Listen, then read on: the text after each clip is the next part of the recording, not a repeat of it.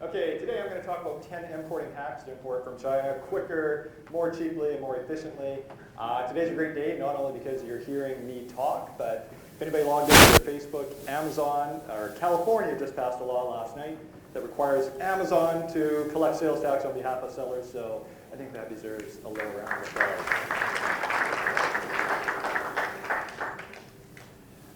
So a little bit about me before I get into the hacks. 2016, I sold my previous e-commerce company, anchoring.com. Sold it for just a little bit over $1 Canadian exchange rate. Like Megla mentioned, shortly after selling my company, I did what every e-commerce entrepreneur who just exits their company does, and I worked at an Amazon FBA warehouse for, actually that's not correct, it's 4 days. So my goal was to kind of see how an Amazon FBA warehouse works from the inside out, see all the robots and the drones in action. Now what I didn't realize at the time is that Amazon has two types of warehouses. They have standard size warehouses where all the drones walk around picking up the garlic presses and standard size items. And they also have oversized warehouses where people ship in things like canoes and boxes of diapers. And in those warehouses, the only people or things picking up these packages are retired RVers, students in between semesters at university, and people like me. So 4 days later, I quit that job and moved to China for a year and started another brand, offroadinggear.com. And I got that company up to about $100,000 run rate, or $100,000 monthly revenue rate after about 15 months. As well as running multiple brands, I also run the podcast and blog ecomcrew.com with my good friend Mike Jackson, who's also speaking tomorrow. Our goal with Ecom Crew is to kind of be the most transparent blog out there, so definitely check it out. And I can say this because Apple is much more lenient than Amazon. Please leave us a 5-star review on iTunes. So hack number 1, getting lower prices in China. And I think the big hack when it comes to getting lower prices in China is to actually not push too hard to get lower prices in China. What happens is normally when you try to fight really hard for low prices in China, what happens is that you end up kicking yourself in the ass because suppliers will agree to it and then they'll invariably start reducing your quality. So that's kind of the first hack is get competing quotes, make sure that you're paying a fair price, but if you're paying ridiculously less than kind of what the market rate is, ask yourself why. It's probably not your supplier being nice, there's probably a reason for it. Oh boy. Let's see, okay. So the first hack though is to give an actual order schedule. Now this works really well if you kind of have a predictable product that you're selling a relatively predictable amount of every quarter. So for example, if you're ordering 1,000 garlic presses and you know every 3 months you're going to order 1,000 more, tell your supplier, hey Mr. Wang, we're going to order 1,000 garlic presses today. Also in 3 months we want to order another 1,000, and in 6 months we're going to order another 1,000. And what happens is that your supplier is going to give you this bulk discount pricing on 3,000 garlic presses because it allows them to do things like, number 1, know that you're not going to leave to another supplier or competitor in 6 months. Also it allows them to buy their parts and components that make up your item in bulk. So when you do this, of course you're only going to pay for each 1,000 garlic presses in 3-month increments, but you're going to get that bulk pricing that you would get from 3,000 items. So give an order schedule. Again, it requires you to have a relatively predictable demand schedule for your product, but if you do, it's kind of a product that you can sell in for a year or two. Consider that can work wonders. Other thing that we do, we get prices in USD and RMB. Why? Because it seems every year suppliers love to give you these emails saying, hey, our prices went up because the currency went down against us. Now it seems though, for whatever reason, the currency will go down about 2 or 3%, but prices go up 10 or 20%. So what we do is we ask for our prices in RMB and USD. What happens is that now the prices have to be a little bit more transparent. The RMB price is going to be relatively stable throughout the year, but if the USD price increases significantly more than the currency, you have to ask them why. And basically it removes one of the quivers from their bow for trying to give you price increases. Now negotiating beyond prices. This is kind of my tried and true method of getting lower prices, is to actually negotiate beyond prices. So the first one is to negotiate, or not negotiate actually, just ask for sample fees back. So all of us order samples at some time or another, and when you order samples, suppliers always say, hey, pay for the sample fee, pay for the ridiculous amounts of shipping to ship this one item over to you, but we'll give it back to you on your first order. I've been doing this for 10 years, never has a supplier given me back that money without me asking for it. So make sure when you do place that actual first order, don't even ask for it back on your PO. Just minus those sample fees in the discount field on that PO that you're giving. The same thing with product defects. When I first started doing this, every time we get a shipment of products, every shipment is going to have some defective products. My first instinct was to basically bitch and complain and say, hey, you need to give me some money back for those products. The check has never come in the mail. The key thing to do is every time you get a customer complaining about a defective product, get a picture from that customer, log it into a folder, and then the next time you go place an order with that supplier, a reorder, and hopefully you are placing a reorder, send them a massive zip file of all those pictures of defective products and say, hey, we have an order for 1,000 widgets. By the way, 30 of them were defective on the last order. Please include replacements. At that point, they cannot really complain at all. You've sent them indisputable proof that the products were defective, and they also are kind of carroted with a bigger order. So 9 times out of 10, they'll agree to that. A couple other things that you can negotiate beyond price: free shipping and packaging costs. It seems Chinese suppliers have a little bit of the e-commerce mentality where they'll give free shipping. They don't want to give price discounts, but they'll give free shipping. So if you have a product, as CJ talked about using this pointer as an example, if you started off doing an air shipment and then you graduated up to an LCL shipment, and now you're actually doing full containers. Well, your orders have been getting bigger and bigger. Tell your supplier, hey, Mr. Wang, we want to order now a full container. By the way, can you pay for the cost of shipping? A lot of times they'll either pay for the entire cost of that container or they'll at least split some of that cost with you. For whatever reason, it's psychologically easier for them to give you free shipping than to give you a $1,000 or $2,000 price discount. And the same thing with packaging costs. If you're kind of graduating over time, you've gone from a poly bag to a plain brown box, and now you're doing an actual full colored box, when you make that order, you say, hey, we're going to place this massive order, we need full color boxes, by the way, please pay for these boxes. Again, most of the time they're going to agree to it, or at least to split some of those costs with you. All right, better quality products. So before I talk about kind of a couple tricks to getting better quality products, I'll give you a quick story. For my previous company, anchoring.com, we were ordering these boat ladders. Things were going fantastic for about a year. And if you know anything about stainless steel, that's what these boat ladders were made of. Stainless steel is not supposed to rust. So we've been selling this for about a year, and finally after a year I made a relatively big order at the supplier. As soon as that shipment came in, products started selling, and as soon as they started selling, almost immediately customers started emailing us. Dave, these products are all rusting as soon as they hit the water. Now me in a mad panic, I met and I emailed our supplier and said, what's going on? All these ladders are rusting, they're not supposed to rust, they're stainless steel. And our supplier emails us back very calmly and says, well Dave, of course they're going to rust. We bought stainless steel, not no stain steel. And me, of course, naively, I went back to our customers and told us all about the story about stainless steel, not no stain steel. Needless to say, a big portion of the shipment was a write-off. Now, why did that happen? Because, being a naive importer, I was simply emailing in our supplier every few months and saying, hey, give us 100 stainless steel boat ladders, give us 200 stainless steel boat ladders. I was not even including a PO. So that's the first hack, is to actually include a PO. But as well as a PO, is you need to include some kind of spec sheet or tech pack. And that spec sheet should just list the core components of your product and the core materials that make up that product. So stainless steel is kind of just a generic term for steel. They come in grades, so that's what we should have done on this order of ladders. We should have said 316 marine grade stainless steel. That way they would not have done the old switcheroo. And suppliers, for whatever reason, if you leave things up to their imagination, they will feed you nightmares. So leave nothing up for the imagination. Spell everything out very clearly. It's still amazing. Most people importing do not do that. They simply go by the supplier's description and do not actually list out how that item basically operates, what the core materials are, what the core parts of that item are.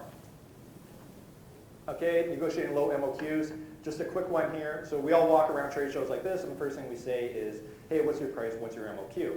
Now that MOQ is kind of a long-term MOQ. It doesn't in perpetuity. It doesn't matter if you're ordering 1 month from now or 3 months from now. That's their MOQ. Now when you walk around with these suppliers, if their MOQ is relatively high and that doesn't really jive with you, ask them what their trial order size is. And a lot of these suppliers have trial order sizes, which are about 10 to 90% less than their MOQ size. They might have a $5,000 MOQ size, but their trial order size, they might work with $500 or $1,000 orders. And this, in today's Amazon world, Amazon's a lot less punitive when you run out of stock of items. So if you can get a really low quantity of product on your first shipment. This allows you to test products a lot quicker. And if you run out of stock, yeah, it sucks, but it's not like it was a year or two back, where if you run out of stock, you basically start from scratch the next time you actually bring that stock in. Rankings do seem to recover relatively more quickly than they have in the past.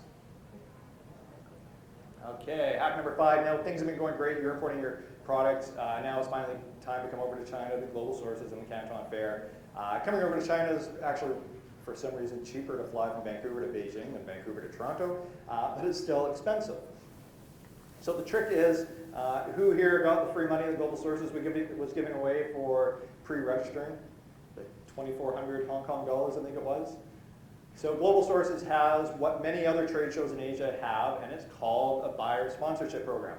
And the little secret is that these trade shows, they have these buyer sponsorship programs to basically boost up their foreign attendee numbers, and they can show all their vendors, look, we have all these people that are foreigners coming to our shows, and then they jack up their prices for the booths. And the way the trade shows get lots of foreign attendees and try to bribe them to pre-register is to give them free cash. So Global Sources does this. Most of the major shows here in Hong Kong do it, and a lot of the shows in mainland China do it. So what you want to do is go to a website like China Exhibition and look for different trade shows relevant to you. Believe it or not, there's more than the Canton Fair in China for trade shows. Go to the trade show website and look for what they call a buyer sponsorship program. A lot of times, all you do is you pre-register and then you show up to the information booth and they literally hand you over cash. Sometimes in mainland China, they'll give you free hotels.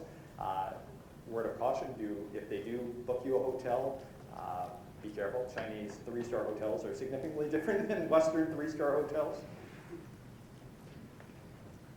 All right, gift giving. Now this is kind of a gift giving and also just a general travel hack.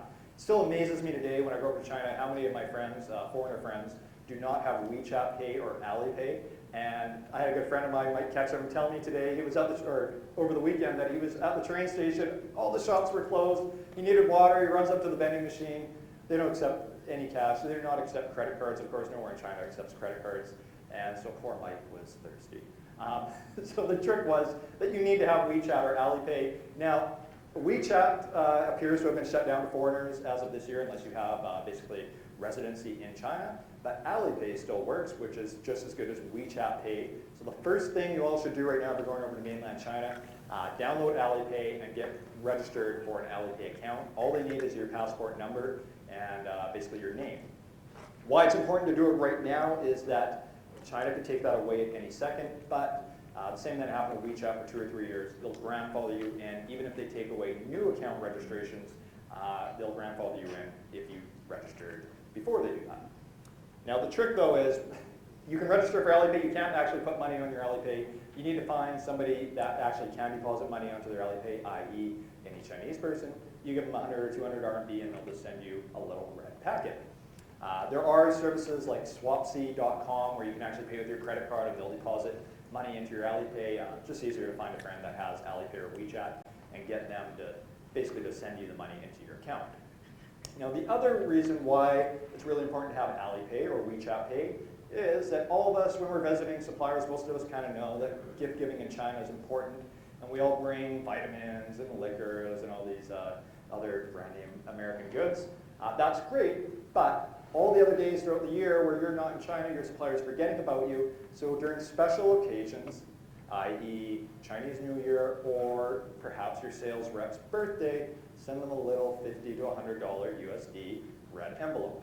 Now, kind of pushing a little bit of ethical boundaries, I guess, and you're not really bribing them, but you're saying, hey, thanks for all the support throughout the year. Send them a little $50 to $100 USD red envelope, and the next time that you realize that you've forgotten to reorder your top selling SKU, and you, in a mad panic, ask your sales rep to kind of push your item through a little bit quicker, they're probably going to be a little bit more amiable to helping you out. Okay, customs and duties, and of course, can't talk about China and duties without talking about the Donald. So everyone's probably heard that there's a trade deal in the works. It seems that they've been saying that the trade deal is closed for 6 months now.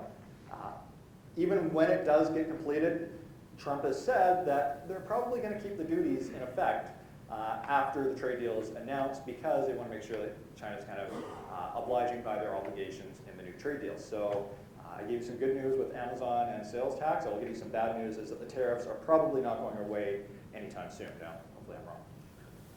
With that being said, it's incredibly hard for some reason to find all the different items that are being tariffed under these new surcharges and how much they're being tariffed. So here's the 3 lists right there. Of course, you can't access these sitting in the audience, but you can download the slides after, and these are all clickable links.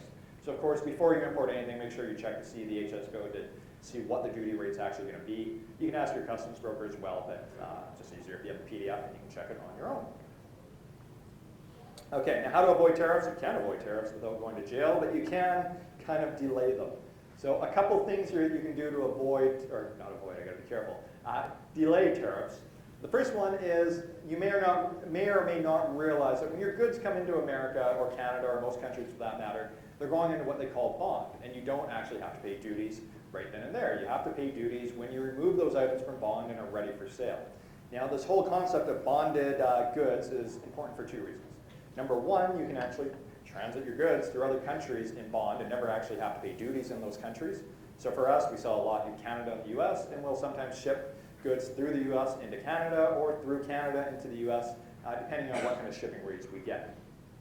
The other thing, if you run your own warehouse, and I pity you if you do, but if you do, you can actually make a bonded warehouse in your own warehouse. And basically all it involves is a can of spray paint, and you section off a section of that warehouse, and that becomes your bonded warehouse. And what happens, you bring your goods in there, you don't have to pay any duties until you actually want to remove those goods for sale.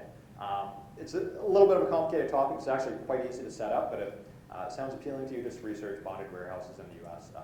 Fairly easy to get set up. You can also talk to your customs broker.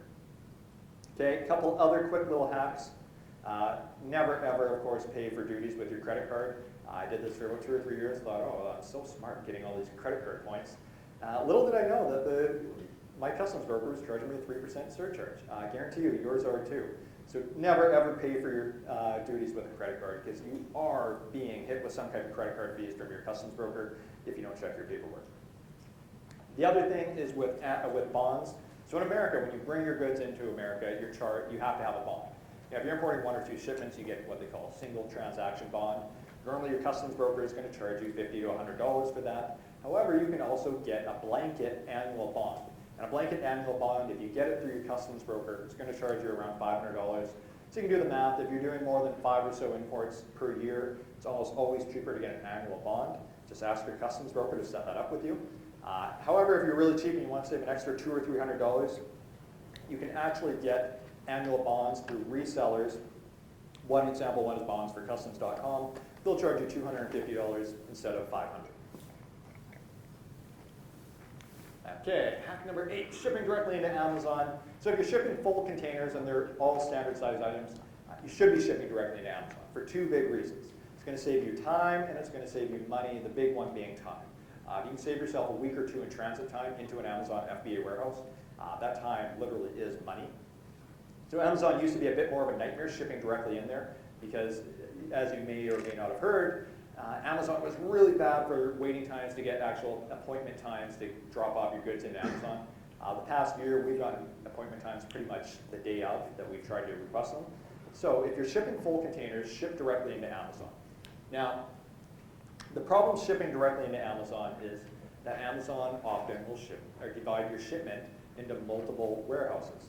So how do you get around that? Well, like I mentioned in the top, as I experienced as an FBA picker, Amazon has 2 warehouses, standard size items and oversized items. If you have standard size items, they should all be going to Moreno Valley, Ontario 8 in California. If they're not, you're probably doing something wrong. What you could be doing wrong is, number 1, you're mixing oversized items into that shipment. So never ever mix oversized and standard size items into a warehouse or into a container if you want them to be shipped directly into Amazon. They will always divide them. If you're shipping oversized items, unfortunately a lot of our items are oversized.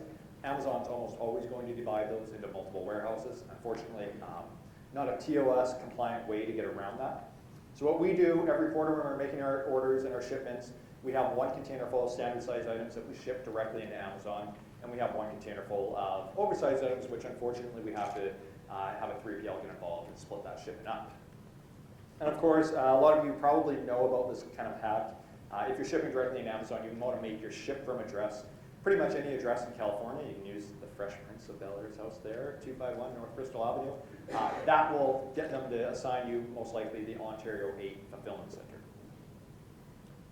All right, now hack number 9, if you're not shipping full containers, imagine you have somewhere around 3 to 10 cubic meters, basically LCL and a palletized shipment. That's not so easy to ship directly into Amazon. Now, thankfully, in China now, there are a ton of Chinese Amazon-only freight forwarders, a couple in this room, that will ship your LCL shipments directly into China. And what they're going to do is they're going to charge you an all-in rate of $150 to $300 going directly into an Amazon warehouse. Now that might sound a little bit high, $150 to $300 per cubic meter. That includes all customs brokerage, not your duties of course, but your customs brokerage, your port fees, your admin fees, all the other BS fees that freight forwarders love to tack on. That's an all-in rate. So if you're doing somewhere between 3 and 10 cubic meters and you want to ship directly into Amazon, probably works out cheaper using one of these Amazon-only freight forwarders. Now the one we use is called Millennium Logistics. The URL's up there. They actually, believe it or not, have pretty competent English-speaking staff. So check them out, but there's a ton of other Chinese Amazon-only freight forwarders out there. Okay, hack number 10, vessel confidentiality. Now, a lot of you have probably heard about this hack where, first off, before I get into the hack, I guess I should kind of point out, in the US, anytime you ship into the US, that bill of lading information is public information. So what that means is your competitors can go on and see your bill of lading information, specifically your competitors and your products. Now, a lot of you knew about that. However, it wasn't such a big deal until about a month ago when our good buddy Greg Mercer rolled out the supplier database. So it used to be that you needed to use Import Genius or Panjiva, which was about $300 to get access to all this information. Greg Mercer, for all the jungle scouters, did the great favor of basically providing these services for free. And what that means is that now, if you didn't do the vessel confidentiality, well, before it didn't really matter because, yeah, some super sleuths were probably researching, but the masses weren't.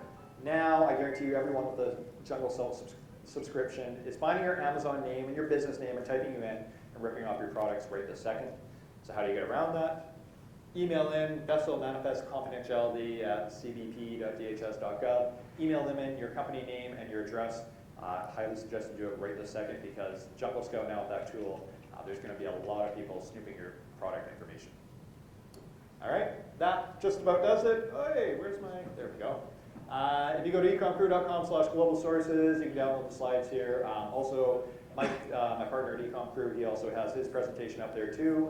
So if you want to kind of get an advanced download, you can go to ecomcrew.com/global sources.